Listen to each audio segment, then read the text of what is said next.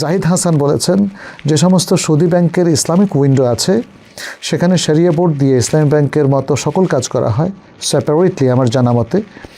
আচ্ছা, সেক্ষেত্রে সে সকল ব্যাংকের ইসলামিক উইন্ডোতে চাকরি করাও কি হারাম হবে? সেই ব্যাংকের আইটিতে চাকরি কি হালাল হবে?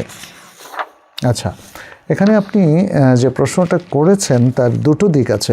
এক, আপনি একটা কনভেনশনাল সুদী ব্যাংকের ইসলামিক উইন্ডোতে চাকরি নিয়ে প্রশ্ন করেছেন, কিন্তু মানে এটাকে যদি আমরা ধরে নিই ওই ব্যাংকের ইসলামিক উইন্ডোতে চাকরি করা হারাম নাকি হালাল, যেটা আপনি প্রশ্ন করেছেন, আমরা বলবো যে যদি ইসলামিক উইন্ডোটা শরীয়তের সকল শর্ত মেনে ইসলামিক কমপ্লায়েন্ট ব্যাংকিং করে তাহলে এটা হালাল।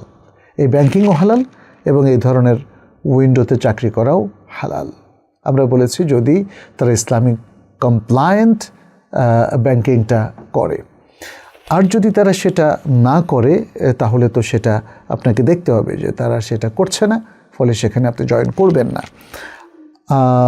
এই ব্যাংকের দ্বিতীয় যে পর্যায়টা আমি বললাম সেটি হচ্ছে এই ব্যাংকের নন ইসলামিক যে উইন্ডোগুলো আছে, অথবা এটা তো প্রধানতম মানে ব্যাংকিংটাই হলো কনভেনশনাল অর্থাৎ সুদী, সেই জায়গায় চাকরি করা অথবা সেই জায়গায় লেনদেন করা এটা শরিয়া সম্মত নয়, এটা অত্যন্ত গর্হিত এবং পাপের কাজ।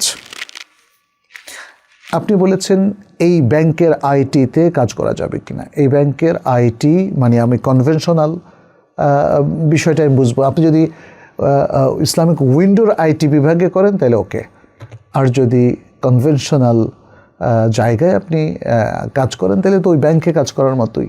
কেউ হিসাবে করেন, কেউ আইটিতে করেন, কেউ অন্য যে কোনো ক্ষেত্রে করেন, কারণ একটা ব্যাংকের অনেকগুলো সেগমেন্ট আছে, অনেকগুলো ডিপার্টমেন্ট আছে।